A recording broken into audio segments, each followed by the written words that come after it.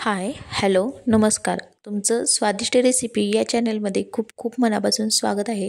तर आज आपण फ्रेंच फ्राईज कसे बनवायचे ते पाहणार आहोत. अगदी पावसाळा आहे आणि गरम गरम फ्रेंच फ्राईज खूप छान लागतात, अगदी कुरकुरीत गरमागरम. तर आपण ते बघणार आहोत. जर तुम्ही माझ्या चॅनलवर नवीन असाल तर नक्की व्हिडिओला लाईक करा, शेअर करा आणि नवीन असाल तर नक्की सबस्क्राईब करा. तर आपण रेसिपीला सुरुवात करूया. इथं मी 3 मध्यम आकाराचे बटाटे घेतले आहेत. ते बटाटे छान असे धुवून पाण्याने घ्यायचे. त्यामुळे त्याच्यावरची जी घाण आहे ती निघून जाईल. स्वच्छ पाण्याने धुतल्यानंतर आपण हे बटाटे आहेत त्याची जे साल काढायचं असतं बटाट्याचं त्याचं आपण साल काढून घेणार आहोत. तुम्ही पाहू शकता इथं मी सर्व बटाट्याची साल काढून घेत आहे. फ्रेंच फ्राईज म्हटलं तर मोठ्यांपासून अगदी लहानांपर्यंत सर्वांना आवडतात. कोणीही आवडत नाही असं म्हणत नाही. त्यामुळे फ्रेंच फ्राईज केले तर किती जरी केले तर ते लगेच संपतात. त्यामुळे तुम्ही जास्त अगदी केले तरीही चालतील. अगदी लहान मुले खूप आवडीने खातात. इथे मी तुम्हाला दाखवल्याप्रमाणे सर्व बटाट्यांची साल काढून घेत आहे. आता मी इथे सर्व बटाट्यांची साल काढून घेतलं आहे आणि फ्रेंच फ्राईज बनवण्यासाठी हे बटाटे आहेत त्याचे मी थोडे थोडे आकारावर असे छोटे उभे काप करून घेत आहे. तुम्ही इथे पाहू शकता व्हिडिओत दाखवल्याप्रमाणे असे काप करून घ्यायचे आहेत, जेणेकरून आपल्याला त्याचे कट्स करताना सोपे पडेल. असे मी उभे काप करून घेतले आहेत आणि नंतर पुन्हा त्याच्यावरचे छोटे छोटे काप अजून काढून घेतलेले आहेत, जेणेकरून त्याचे शेप जे येतील ते चांगले येतील. अगदी तसेच ही तळले तरी चालते. आता तुम्हाला दाखवते मी. इथं पुन्हा एकदा मी असे उभे काप करून घेत आहे, जेणेकरून आपले जो फ्रेंच फ्राईजचा साईज किंवा त्याचा जो आकार असतो तो पडेल. तुम्ही याचे चिप्सही बनवू शकता. चिप्सही अगदी सुंदर लागतात. तुम्ही पाहू शकता अशा पद्धतीने मी सर्व काप करून घेत आहे. आता इथं मी उरलेल्या बटाट्यांचेही काप करून घेतलेले आहेत. आता हे केलेले काप पाण्यामध्ये टाकायचे. नाहीतर काय होतं, जेव्हा आपण फ्राईज तळतो ते न धुता तेव्हा ते अगदी लालसर किंवा काळपट होतात. त्यामुळे आधी आपण काय करायचं, हे बटाटा असेल तर आपण हा थोडासा पाण्याने धुवून घ्यायचा. म्हणजे मग त्याचा जो लालसरपणा असतो किंवा काळपटपणा असतो तो निघून जाईल.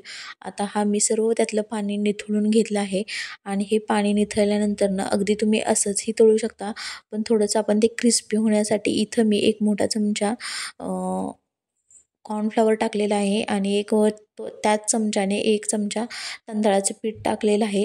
हे छान एकत्र एकजीव करून घ्यायचं आणि याच्यात थोडंसं चवीपुरतं मीठ टाकायचं. त्यामुळे ते छान लागतील टेस्टला.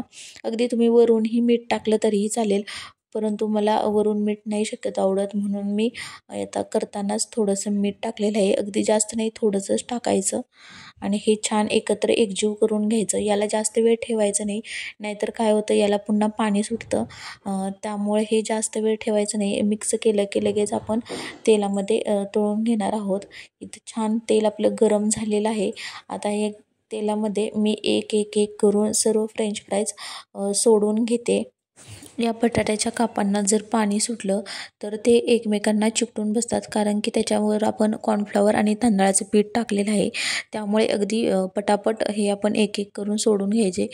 कारण की जास्त वेळ जर हे काप ठेवले आपण तर त्याला पाणी सुटतं आणि ते नंतरनं एकत्र चिकटून बसतात. त्यामुळे शक्यतो पटपट सोडून घ्यायचं. इथं तुम्ही पाहू शकता मी हे सर्व सोडून घेतलेले आहेत. एका वेळी अगदी जास्त बसतात. एकावर एक पडले तरीही ते छान खूप पचतात आणि अगदी चिकटतही नाही. तुम्ही ते पाहू शकता. अगदी थोडंसं हे झालं की आपण त्याला थोडं थोडं करून हलवून घेणार आहोत आणि छान असं गोल्डन ब्राऊन कलर येईपर्यंत तळून घेणार आहोत. अगदी कुरकुरीत क्रिस्पी, आतून थोडेसे मऊ असे छान होतात. अगदी तुम्ही सॉसबरोबर खाऊ शकता किंवा असंच कोरडंही खाल्लं तरी खूप छान लागतात. आता अशा पद्धतीने आपण हे मीडियम फ्लेम करायची गॅसची आणि हे छान तळून घ्यायचे. तुम्ही इथे पाहू शकता 4 ते 5 मिनटानंतर आपले फ्राय छान तळून क्रिस्पी झालेले आहेत. आता मी हे थोडे थोडे करून काढून घेते. अगदी काढण्याच्या अगोदर एका प्लेटमध्ये आपण टिश्यू अंथरायचा, म्हणजे ज्याचं ते एक्स्ट्राचं तेल असेल ते ऑब्झर्व करून घेईल. आणि आता हे राहिलेले फ्रेंच फ्राईज मी सर्व काढून घेते. जर तुम्हाला व्हिडिओ आवडला असेल तर लाईक करा आणि चॅनलवर नवीन असाल तर सबस्क्राईब करायला विसरू नका. तर तुम्ही चॅनलवर नवीन असाल तर नक्की सबस्क्राईब करा. तर तुम्हाला ही रेसिपी कशी वाटली ते मला नक्की कमेंट करून सांगा आणि ही रेसिपी पाऊस आहे तोपर्यंत नक्की ट्राय करा. धन्यवाद.